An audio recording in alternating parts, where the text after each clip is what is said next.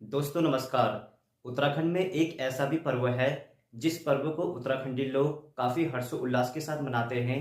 माना कि इस पर्व के बारे में आप नहीं जानते होंगे, लेकिन उत्तराखंड का कोई भी इंसान ऐसा नहीं होगा जो इस पर्व के बारे में नहीं जानता होगा। इस पर्व का नाम है हरेला, जिसे उत्तराखंड के कुमाऊं रीजन के लोग बड़े धूमधाम के साथ मनाते हैं।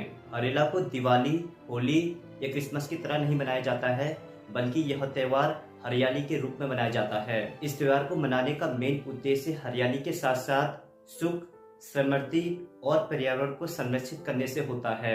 इस पर्व में कुमाऊनी लोग हरेला से 9 दिन पहले कई प्रकार के अनाज बोते हैं, जैसे गेहूं, जौ, मक्का, भट, सरसों आदि के बीज बोते हैं और कुछ दिन के बाद ये बीज अंकुरित होकर बाहर पौधे बनकर निकलते हैं और इन्हीं पौधों को हरेला कहा जाता है। फिर उसके बाद परिवार की एक बुजुर्ग महिला सबको हरेला चढ़ाती है। हरेला लगाने का तरीका भी काफी अलग है। सबसे पहले ये पैरों में लगाया जाता है, फिर घुटने में, कंधे में और फिर उसके बाद सर में लगाया जाता है। सर से गिर ना जाए हरेला, तो इसलिए लोग इसे ना कानों में लगा देते हैं ताकि कानों में फिक्स रहे। जब वो बुजुर्ग महिला हरेला लगाती है तब वो कुमाऊनी भाषा में आशीर्वाद भी देती है, जिसकी कुछ पंक्तियां कुछ इस प्रकार से हैं। जी रहे जागे रहे, धरती जस आगो, आकाश जस जागो है जय, सूर्य जस तारण, स्याव जस बुद्धि हो, दूब जस फलिए, सिल पीसी भात खाए, झाटी टेढ़ी झाकी जाए। इसका सामान्य अर्थ यह है कि तुझे हरियाली मिले।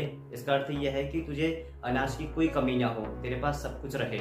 इसके बाद जागरूक रहो, पृथ्वी के समान धैर्यवान रहो, आकाश के समान उदार बनो, सूर्य के समान तेज चमको, सियार जैसी बुद्धि हो। सियार यहाँ पर को इसलिए कहा गया है क्योंकि सियार यानी लोमड़ी होती है, तो लोमड़ी की तरह तुम्हारी चालाक बुद्धि हो, सो दैट कि कोई तुम्हें बुद्धू ना बना सके।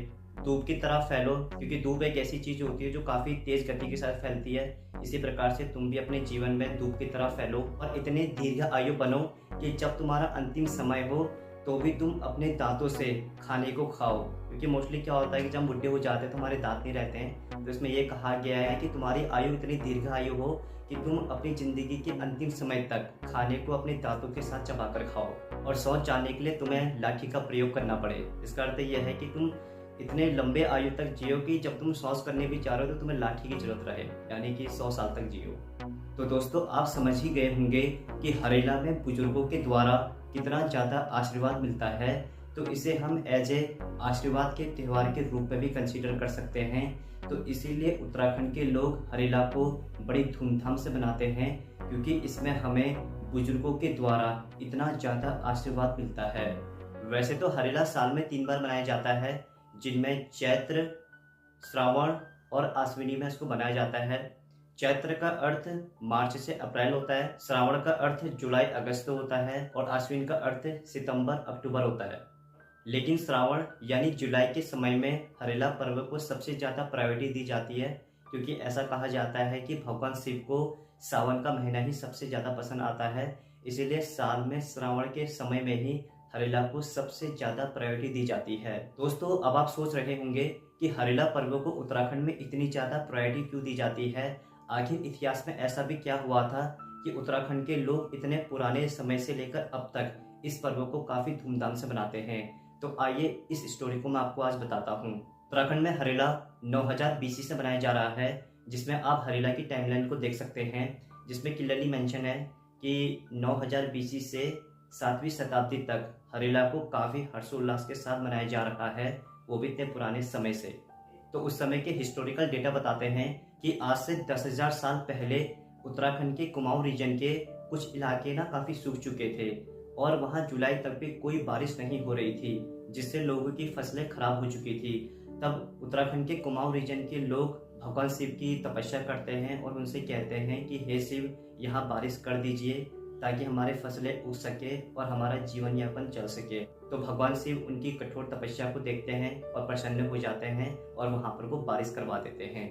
तो इसी वजह से लोगों की इतनी मेहनत, फसल को देखकर इतना डेडिकेशन को देखते हुए आज तक इस पर्व को मनाया जाता है, क्योंकि कहा यह जाता है कि श्रावण के महीने में ही भगवान शिव ने वहाँ बारिश करी थी और उसी बारिश ने हरियाली का जन्म लिया और भगवान शिव के इसी आशीर्वाद को लोग हरेला के नाम से जानते हैं, क्योंकि हरेला का अर्थ ही हरियाली होता है। तो भगवान शिव के आशीर्वाद से जो बारिश वहाँ गिरती है तो वो सूखी हुई फसलों को तरोताज़ा कर देती है, चारों तरफ हरियाली हो जाती है। तभी से इस पर्व को इतने हर्षोल्लास के साथ मनाया जाता है। हरेला पर्व में ये बात काफ़ी मानी जाती है कि जिसका हरेला जितना बड़ा होता है, जितना ऊंचा होता है, उसे कृषि में उतना ही फायदा होता है। और दोस्तों मजे की बात तो यह है कि भारत के सभी त्योहारों की डेट आगे पीछे होते रहती है या फिर चेंज होती रहती है, लेकिन हरेला एक ऐसा पर्व है जिसकी डेट हमेशा सेम रहती है। कभी कभार डेट ऊपर नीचे जरूर हो जाती है, लेकिन मैक्सिमम टाइम हरेला की डेट एक ही रहती है। जैसे आज 16 जुलाई है तो आने वाले कई सालों तक 16 जुलाई को ही हरेला मनाया जाएगा।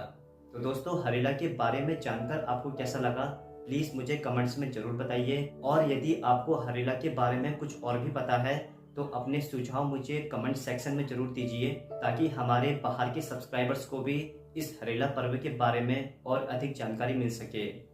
मैं मिलूंगा कुछ और अन्य इंटरेस्टिंग वीडियोस के साथ। तब तक के लिए आप नैनीताल मेनिया यूट्यूब चैनल को सब्सक्राइब जरूर कीजिएगा, क्योंकि हम इस चैनल में उत्तराखंड के इतिहास से लेकर वर्तमान समय तक की बातें करते हैं।